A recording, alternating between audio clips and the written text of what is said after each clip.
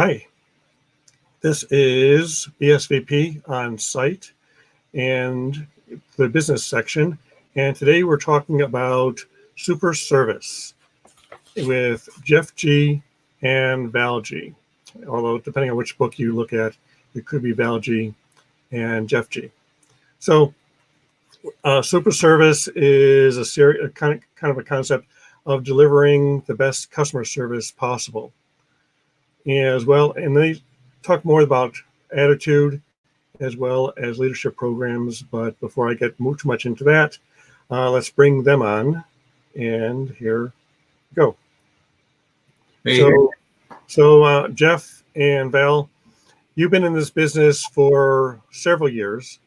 Yeah. And you're born in what, Iowa? Because I can tell by your Mississippi accent. Yes, we're from the UK. 37 years ago we came over, so we're totally American. And then you've got kids who actually you brought into the business as well. Yes. One of them is still with us. The other one decided to move on because I think we were giving her too much super service, so she was getting very upset about that. But no, she's gone on to do bigger and better things, and our other daughter is with us doing lots of production work. So the concept of super service, when did you first come up with this idea? Back in 35 years ago. But we've always been talking about it for 40 odd years, but we decided to write the book in 86, 87 was the first iteration. And then we wrote other books, all with McGraw-Hill, bless them. We got straight through to them and they said, this sounds great, let's do it. And it was done. So within about a month of thinking of the idea, talking to them, the editor, it was all done and ready to go. So we've got some audience here. So if you want to post any questions or even where you're watching from, go ahead and post that and we'll respond to those as well. So with super service, I love the tagline, which says, even when you don't feel like it, and even when they don't deserve it. So a lot of time is the person on the front line who is the face of the company that interacts with the client or the customer. Is not necessarily the owner of the company. So how do you transcend the message or the culture to that frontline person? Well, you know, when we talk about this with our trade, when we used to be doing face-to-face before all of this happened, the whole thing really is, it isn't so much about the company, it is about you yourself. I mean, you know, whatever work you do within the company, it's your life. And even if you're unhappy in your job, we talk about being happy to get a different job. Does that make sense? You know, if you're really unhappy in your job and you're grumpy and indifferent and kind of like slowly doing your work, the person that really is most affected by that is you. So we talk about, you know, firing up to be your best even on a Monday morning, even when you don't feel like it, and even when you've got the nastiest customer out there. Be the best that you can be. Why? Because you then feel better. And then, of course, the company also gets that benefit as well, huge benefit. Yeah. Because it is more about the people in the organization. Yeah. Last week, we talked with a real estate agent who's moved from agency to agency, and she created her own personal brand. And when she moved, her customers followed her. Oh, yeah. That's our business for the last 30 odd years has been word of mouth. People follow us wherever we go, which is wonderful because we've literally spoken to thousands of people, as you can imagine, not just here in the US, but in South America and Asia and Africa. And we've actually been fortunate to go to all the continents apart from the Arctic. We haven't been to the South Arctic or the North Arctic. Not that I would want to go anyway, but Polar bears need Talking super to suits. penguins just doesn't really make it. So yeah, we've had the opportunity. It's always about you. You decide how you're going to be every morning when you wake up. There's a decision. Am I going to be great? Am I going to be average? Or am I going to be upset? And it's your choice. Now, we can actually blame everybody else, the weather, the boss, the company. Now, you know, we've got this wonderful virus that we can blame.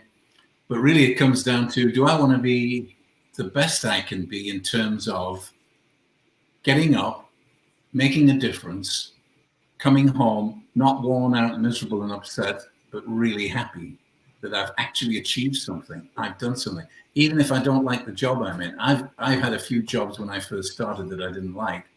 But my grandfather gave me some great advice. He said, even if you don't like it, be the best one there at it that you don't like. Be great. Because you've got to lose. This is you. This is your sense of accomplishment. It's your ability to feel good. And it's all about that, I think. And to be happy and all that good stuff. And of course, we're going to get angry. We're going to get frustrated. We're going to get miserable. But it's how long do you want to do it for? 1 second or the rest of your life? Which leads me into another book that you wrote called Winner's Attitude. Yeah. Because I think it's all about attitude. Whether you're great. What's that one saying? If you believe you're going to fail or succeed, you're right. Yes. Yeah. Absolutely. Yeah, it's lovely that. Well, it's interesting because one of our biggest first clients back in '83 was Motorola, and their headquarters were in Schaumburg. And there was this write-up about one of the banks there that this bank lost a multi-million-dollar company just because of indifference by a few employees and the tellers, you know, the people, the first line. So that indifference. So it's not necessarily being grumpy even. It's just that indifference of not bothering, not getting eye contact, no smile, just not caring.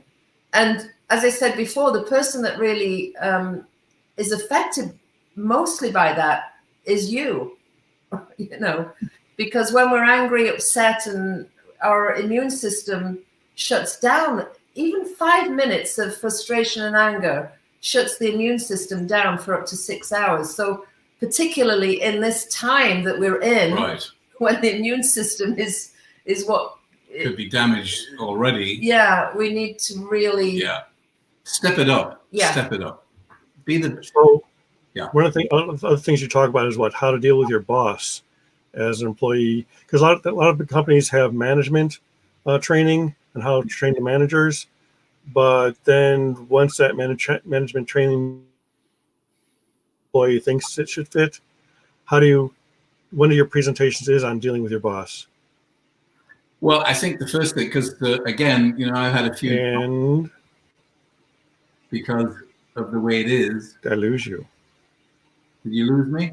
So, yeah, I think because you're further away from your router, you may have to refresh you. So, talking more about well, what I was going to talk about was everything is a state of mind. So if you've got a boss that you don't agree with, you've got to go back to being the best that you can be with that boss. So you've really got to work at it. I don't like them for whatever reason. Okay, now where do I want to be with this? Do I want to end up being fired, or do I want to end up feeling great because I am doing the best that I can, and then I can move on to another job? The great thing about human beings is we can always move. You don't have to be stuck where you are. You can always get out and do other things. If you believe that you can do that. If you don't believe, then you have a problem. So we've got to start thinking about, what am I doing? How am I getting up in the morning? Am I cheerful, interested? I don't want you going around laughing like an idiot, because they'll put you away. But you've got to, am I confident enough in myself? Do I believe in myself that I can actually do a good job, even when it's hard? And I think everybody has to go through that. And the successful people, whatever success means, are the ones that have decided that they really want to do this, that it's worth doing. Excellent. So I think I had some connectivity error. I'm actually monitoring this on 3 different computers, and I think my bandwidth got caught up with me. You see. So at first I thought it was you, but then I think it was me. Well, we'll take you as the problem every time. We don't want to get told off. So you've also been talking about, and a lot of people have been doing a lot of Zoom meetings. Yes. And you also talked earlier about word of mouth. Mm-hmm. Last week, my guest says 85% of her new business is through social media, which means that only 15% is repeat or referrals. You, on the other hand, is more like we flip that. Yes. It's mostly 85% to even more, 95% is based on referrals and repeat clients. Yeah. How do you build on that? Well, it's just the nature of our business. We're not selling widgets or houses, or we're selling concepts and thoughts. So it gets tricky.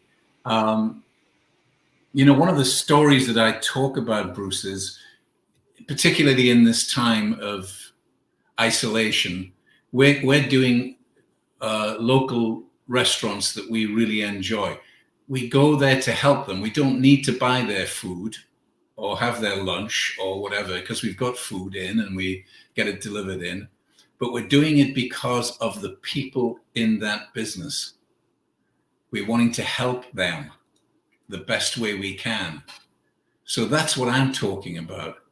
It's all about personality and the way that you look at things. And if you've got that attitude, I like going into a restaurant or a business or a department store, and I want the people to connect with me. Now, other people don't care. They want to go into the department store, get their thing, pay for it, and get out. That's fine. I don't want to do that. I want to have a connection with another human being. We're social animals, and we need that connection at some level. So that's what we talk about with our business. If we can build that kind of a business, we will keep getting referral after referral after referral after referral. And the great thing about Zoom is that we can do it now the same way. We can actually see everybody on the screen. The webinars are great, but you're just watching a PowerPoint and hearing a voice. But with the Zoom, we can get them into little breakout groups. We can give them processes to look at. We can get them to do different things while we're looking at them. And there's that wonderful human contact that we need to get. So that's what we're doing now.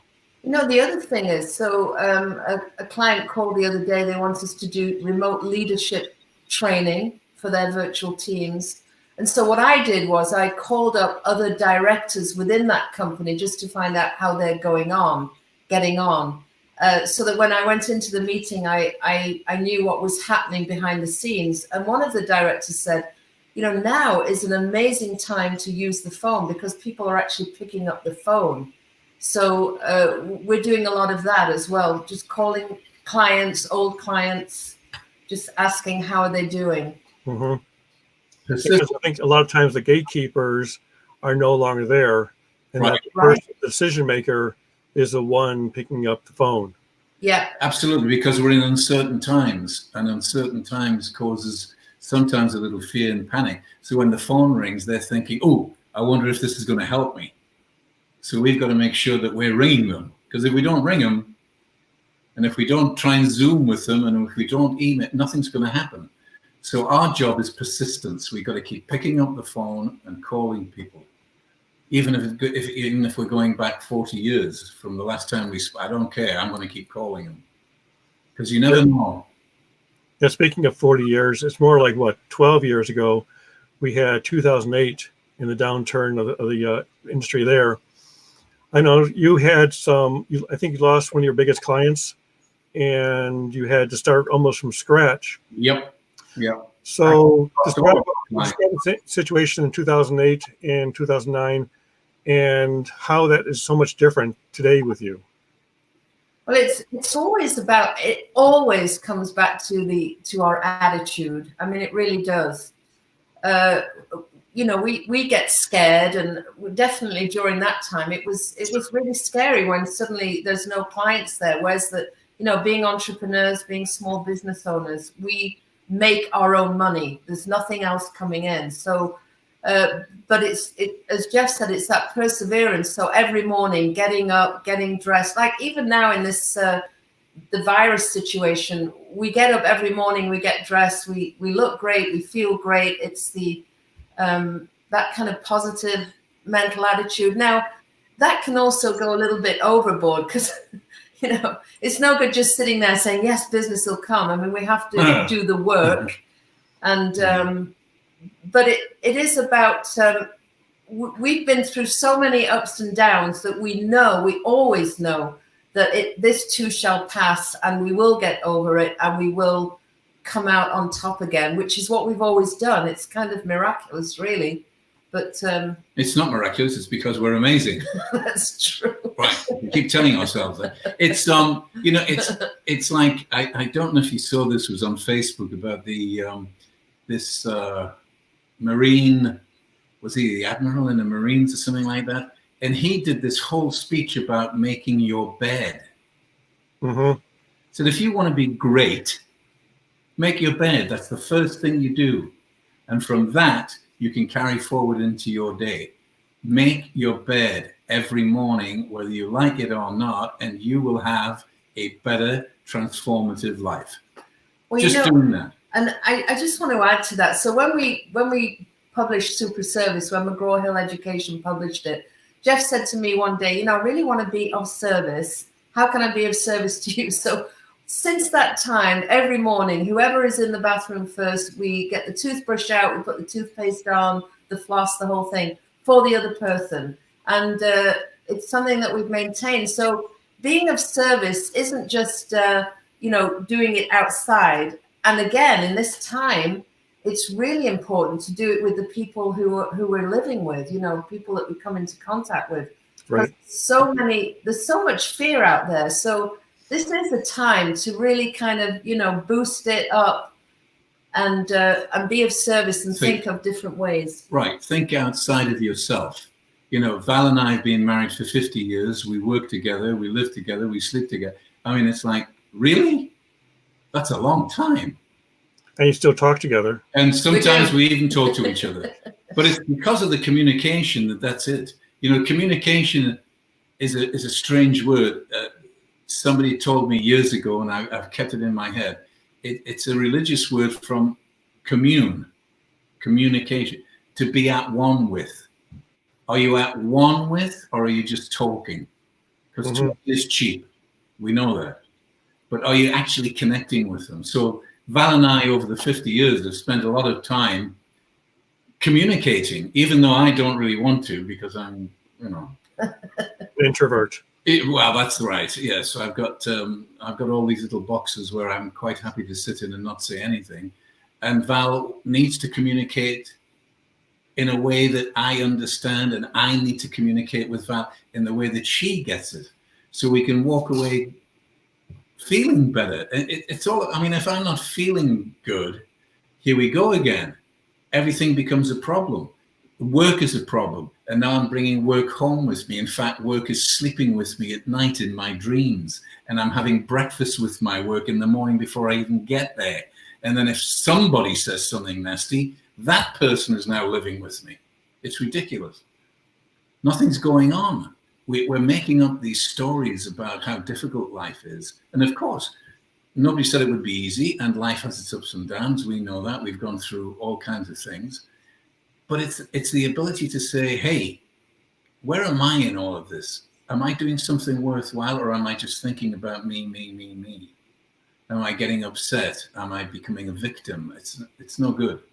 You've got to step outside of it and say, how do I help those people? How do I come home at night knowing I've done something great, as opposed to coming home looking for the vodka?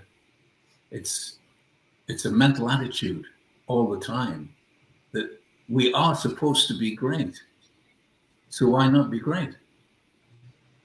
And if we have ups and downs, how long are we going to have an up and down for? Yep. One of your presentations to the Lake Forest Chamber years ago, You always had the voice in the head, Yes. your reptile brain and your animal brain. Yep. And yeah, are those voices in your head, or are those just a pattern of thinking? No, they're in there. They're in there, driving me mad. I've got the human brain that's wonderful and full of love and wants to be the best and wants to help. And then this little animal brain is in survival mode and it doesn't care about anybody. It doesn't even like you.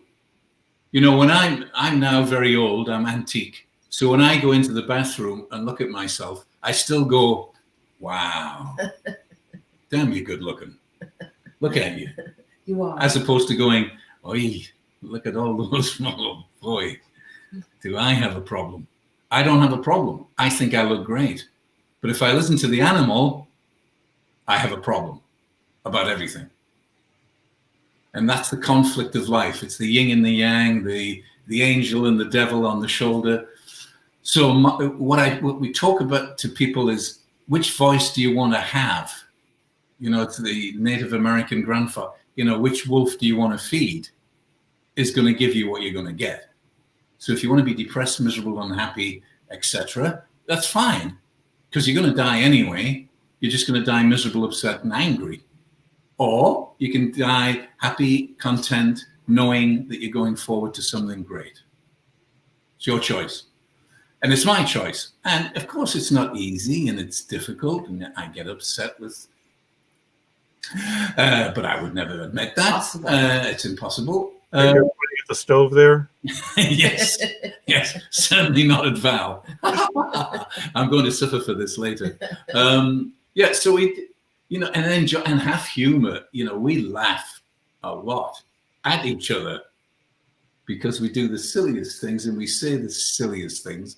So if we can laugh about life, wow, humor really gets you to stop this upset thing and really connect with yourself again and go, really, am I going to get upset about this? Or can we have a laugh about this? And if we laugh about this, it's gone. It's instantly gone. Whatever nasty thought I had is gone when I can smile and laugh. So we want to use humor a lot in our life. So your presentations are based on customer service, but you also talk about sales and marketing. Yeah, we wrote another book with McGraw-Hill on selling skills, and yeah, does this all kind of wind into one big kind of ball that interweaves within each other? Yeah. Where it's, I guess, it's attitude, and so you talked a little bit about where your attitude comes from. How do people who've never tried it before start? Well, I mean, I hate to belabor the point. Make your bed. I'm telling you, the ones that don't have a great attitude don't make their bed. Why would I bother? It's going to be like that when I get back. I can just jump into the mess. It's fine. It is not. You cannot honor yourself or have a life of grace if you don't do that thing which you know will make you feel good. So what can I do to make me feel good?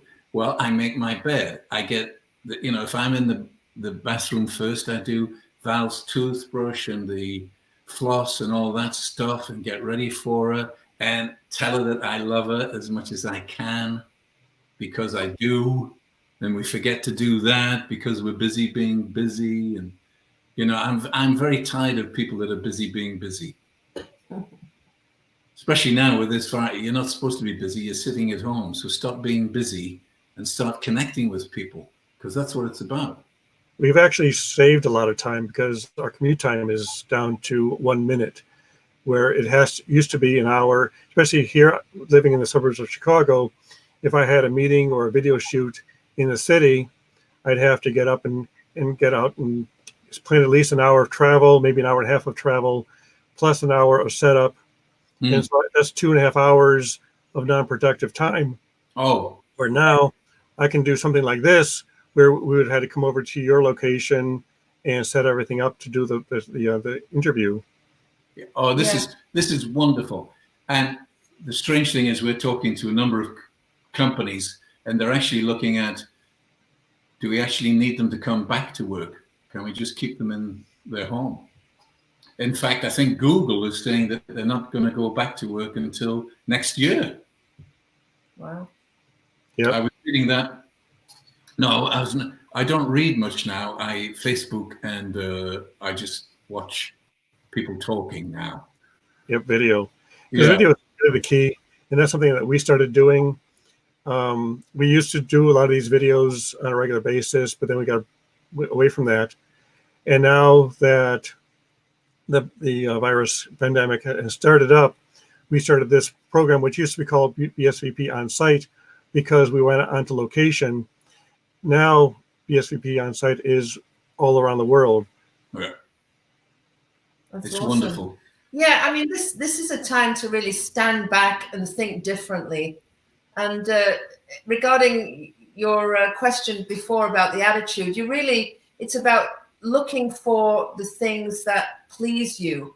So, as Jeff said, we've been married 50 years. Now I can look at Jeff sometimes, and he broke my favorite glass yesterday. So I could look at that and get all upset, but we look at each other for what we love about each other rather than what we don't like about each other. Because if we look for things that we don't like, we'll certainly see them. And I think in a way it's easier right now to be negative and fearful. So there is it's kind of a little bit Mount Everest sometimes is what it feels like. I mean, Jeff's talking about getting up and making your bed. Sometimes it is a real struggle to do those simple things.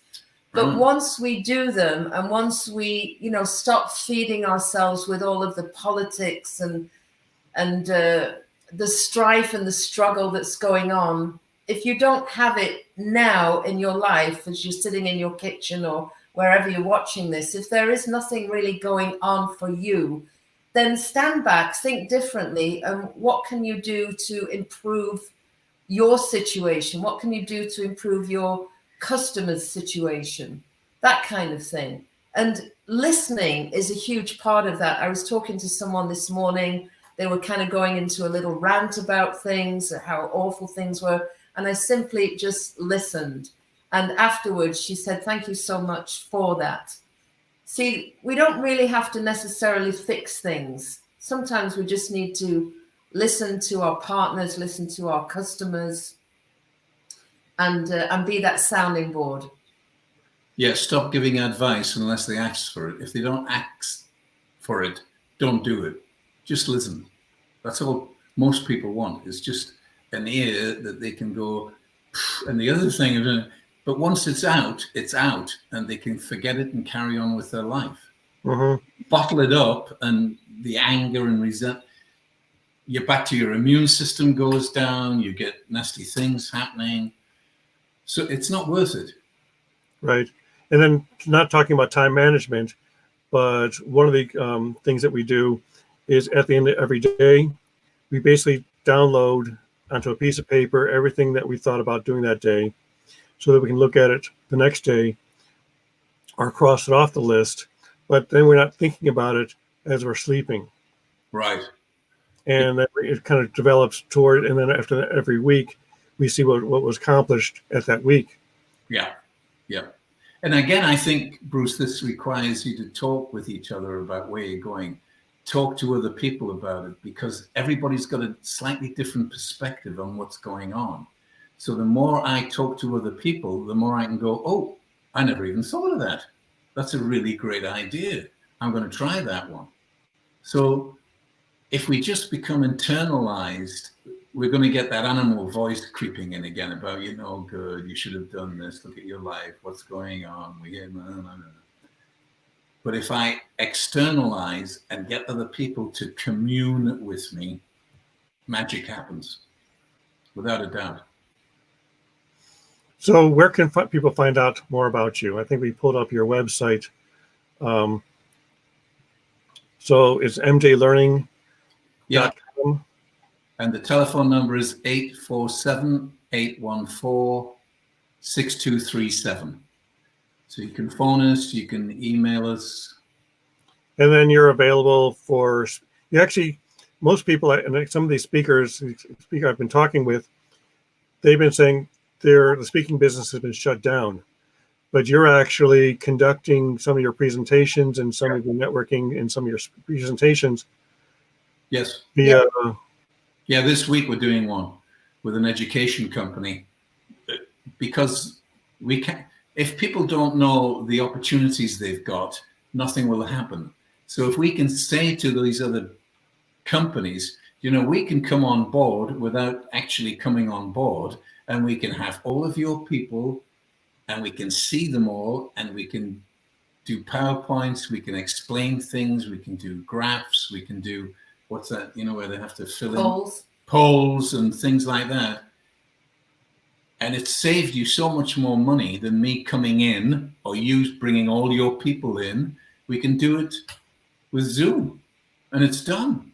Yeah, and we can see what's happening because we can keep Zooming with you. So our training is a follow on and follow up and follow through.